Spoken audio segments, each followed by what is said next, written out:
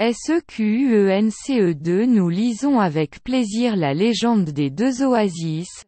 Suite. Badar furent expulses à jamais du village. SEQUENCE2 Nous lisons avec plaisir la légende des deux oasis. Suite. Badar furent expulses à jamais du village. 11 se retrouva seul, sans famille à PR6S plusieurs jours d'errance. Bador se livra au chef des Bédouins souriant et avoua, « Il y a un vaurien qui voulait détruire votre installation d'eau potable. Eh bien ce vaurien, c'est moi. Faites de moi votre esclave. Du tuyau en rondelle ou ce que vous voulez, le lait bien mérite. » Le chef prit gentiment Bador par l'épaule et lui dit, « Tu aurais dû venir nous voir. Nous aurions eu grand plaisir si te venir en aide. » L'entraîna vers une réserve d'outillage servant à creuser et à entretenir les puits. « Je te donne le matériel nécessaire pour que ton village ait de l'eau à volonté, » lui dit-il. « Mais, grand chef, jamais je ne pourrai trouver de l'eau dans mon oasis. » Personne n'en a trouvé. Il y a de l'eau dans ton oasis, c'est certain s'il y a des arbres, il y a forcément de l'eau. Les arbres sont plus malins que nous, ils savent 00 l'eau se trouve. Cherche comme eux Arton les bavardages, prends ce matériel, vas-y, commence à creuser, tout tribu en a grand besoin. C'est ce que fit Bador. Creusa toute la nuit. Fatigue. Il faillit renoncer plusieurs fois mais il se rappelait les conseils du chef des Bédouins, convaincu toujours souriant. Avant le lever du soleil, oh, miracle, il y eut tout d'abord du sable humide. Puis une petite poche d'eau qui s'agrandissait à mesure que le trou progressait. Le moment venu, Bador plaqua le tuyau, installa le robinet. Amorça la circulation de l'eau remit le sable en place tout autour du tuyau. La fontaine de l'oasis des Bédouins mélancoliques et NEE. Lorsque les premiers villageois se leveront, ils reconnurent Bad 0R.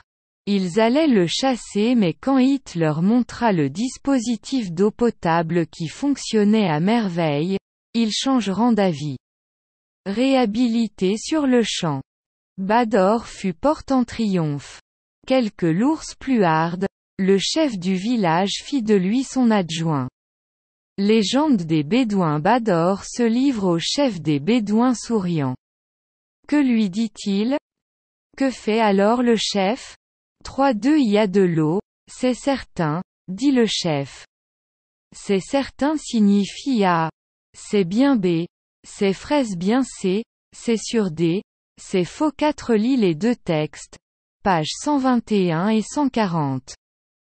Et complète le tableau avec les mots de ces deux textes.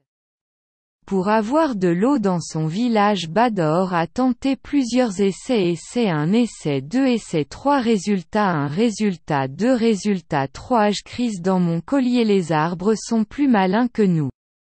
Ils savent où eau se trouve. Cherche comme eux. تسلسل 2 نقرأ بسرور أسطورة الواحتين. تابع. تم طرد بدر إلى الأبد من القرية. وجد نفسه وحيدا بلا عائلة بعد عدة أيام من التجوال. سلم بادر نفسه لزعيم البدو المبتسمين واعترف. هناك الوغد الذي أراد تدمير تركيبات مياه الشرب الخاصة بك. حسنا، هذا الوغد، إنه أنا. اجعلني عبدك، غليون في غسالات أو أي شيء تريده، فهو يستحقه. أخذ الشيف بلطف بادور من كتفه وقال: كان يجب أن تأتي لرؤيتنا، سنكون سعداء جدا لمساعدتك. جرها نحو احتياطي من الأدوات المستخدمة لحفر الأبار وصيانتها. قال لها: أعطيك المواد اللازمة حتى تحصل قريتك على الماء كما تشاء. لكن، أيها الزعيم العظيم، لن أتمكن أبدا من العثور على الماء في واحتي، ولم يعثر أحد على أي منها. يوجد ماء في واحتك، هذا مؤكد. إذا كانت هناك أشجار فلا بد أن يكون هناك ماء. الأشجار أذكى منا، فهي تعرف أن هناك ماء. تسعى مثلهم أرسطونز الثرثرة. خذ هذه المواد، انطلق، ابدأ في الحفر، فقبيلتك في أمس الحاجة إليها. هذا ما فعله باد أور، حفر طوال الليل. التعب كاد أن يستسلم لي عدة مرات. يذكر بنصيحة رأس البدو مقتنعا ومبتسما دائما قبل شروق الشمس. أوها، كانت المعجزة هي الرمل المبلل أولا، ثم القليل جيب ماء نما أكبر مع تقدم الحفرة. عندما حان الوقت، وضع بدر الخرطوم الذي قام بتركيب الصنبور، سهل دوران الماء وأعاد الرمل إلى مكانه في كل مكان يضخ. ولد ينبوع واحة البدو السوداوين.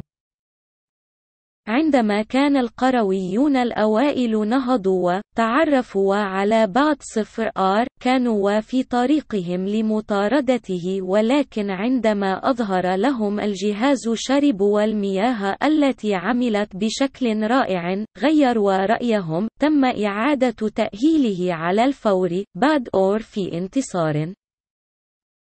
جعله زعيم القرية نائبه بعدد قليل من الدببة الأصعب. أسطورة البدو باد أور يستسلم لزعيم البدو المبتسمين. ماذا قال لها؟ ماذا إذن يفعل القائد؟ قال الرئيس: هناك ماء، هذا أمر مؤكد.